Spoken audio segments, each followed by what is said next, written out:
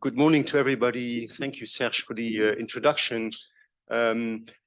Yes, it is indeed a subject that is really of keen interest to me. As you may know, Luxembourg is in an election year. We have two elections this year, one coming up now in June, which is communal elections, and then one coming up in October. National elections, which will then determine who will run the next government. And in all of this, the question of growth and also the limits of growth in Luxembourg is going to be one of the major topics in the discussion. This is a political discussion that has been going on for at least 10 years. It's often led under the subject or name of qualitative growth, and it includes aspects of demographic growth, of often traffic, housing, price of housing, but also immigration, of course, and very often and increasingly where economists see GDP growth, people see mainly externalities. See, as I said, increasing housing prices, see more and more traffic, see a lot of immigration. It is also more on the right wing or populist side, something that is fueling often anti-immigrant sentiment. And I think we need to take this very seriously, also in our policies and how we look at growth. Also on the more economic side, this discussion always flares up when an industry is not coming to Luxembourg. We had a discussion with Fayot, the yogurt producers, or Knauf, who's producing isolating material for houses. Who basically went somewhere else because they could not realize their project in Luxembourg. So measuring progress, I think, is really a central issue. And the point is, we are really looking only and exclusively at GDP right now. GDP is such a central indicator in our budgetary exercises, in the international realm, European policies, the financial stability criteria are all referring to GDP. At the same time, we all know that GDP is a very one-sided, one-dimensional indicator, which has a lot of flaws. This is a well-known fact I think to all of you, you're statisticians, economists, you're experts in the field, and it has been known for ages. And yet we are still not able to somehow come up with an alternative to GDP that is universally accepted. We have well-being indicators in most of the OECD countries. The OECD itself has the reference framework for well-being index. Ours, the Luxembourg Well-being Index, has 63 components. I think it's a very complete and well-conceived indicator, but yet we don't really take it very seriously. We have it. We also see that there is a clear disconnect between GDP growth and the well-being of people, and this disconnection is increasingly visible, at least since 2018.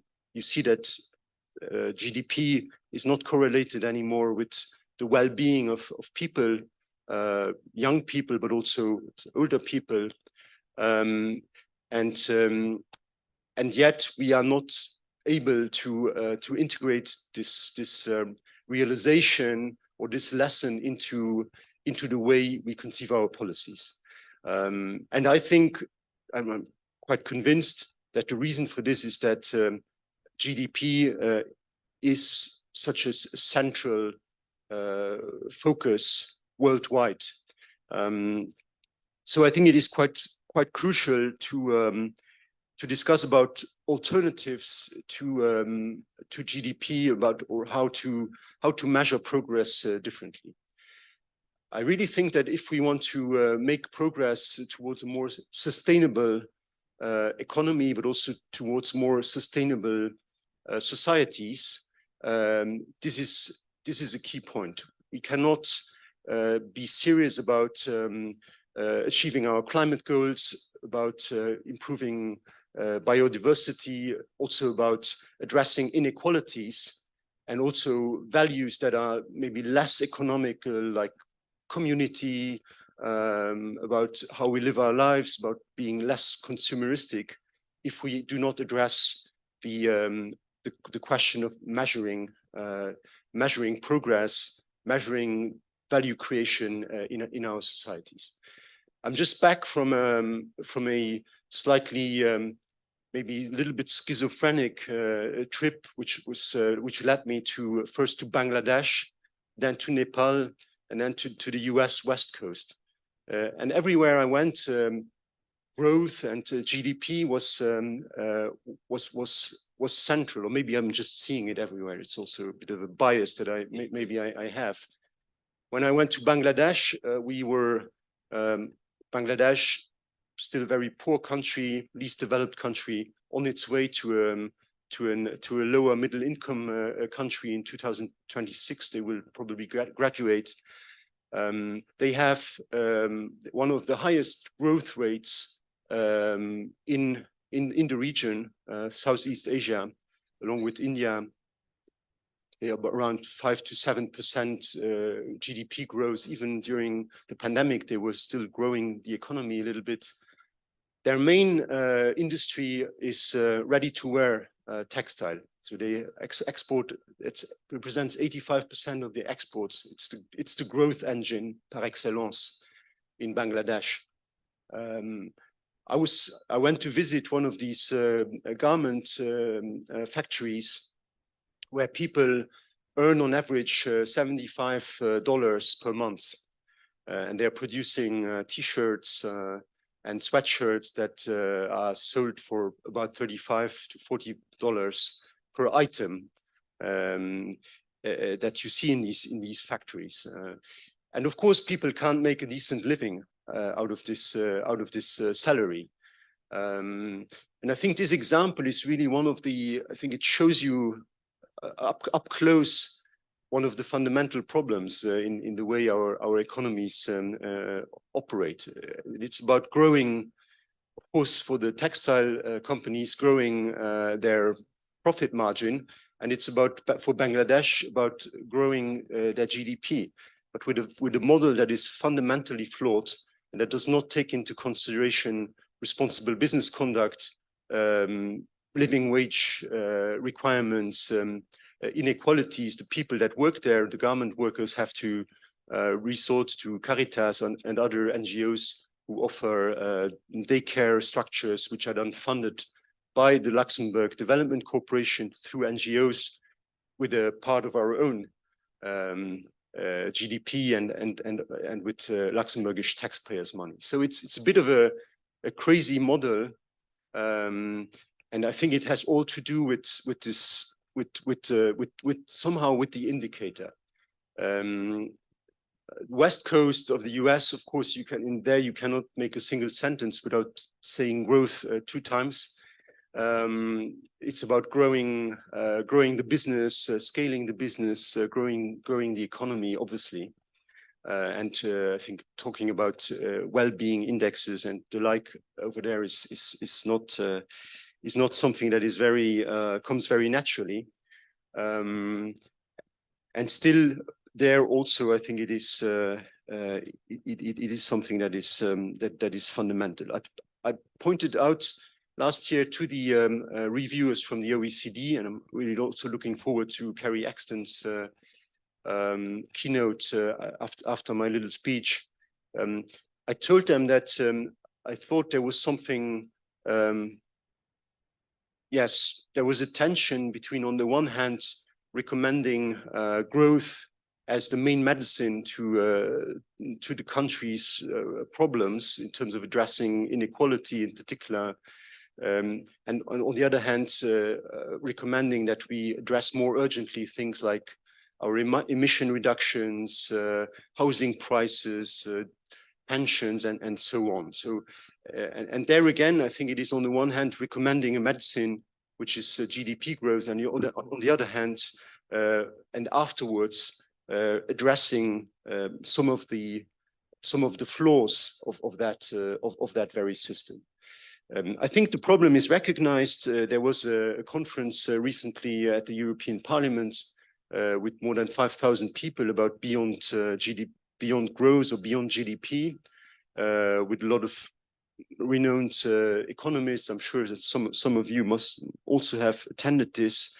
I think the idea is gaining traction and is getting more and more into the mainstream, but there is still some way to go from getting it to a workshop of statisticians and economists to also to the political mainstream.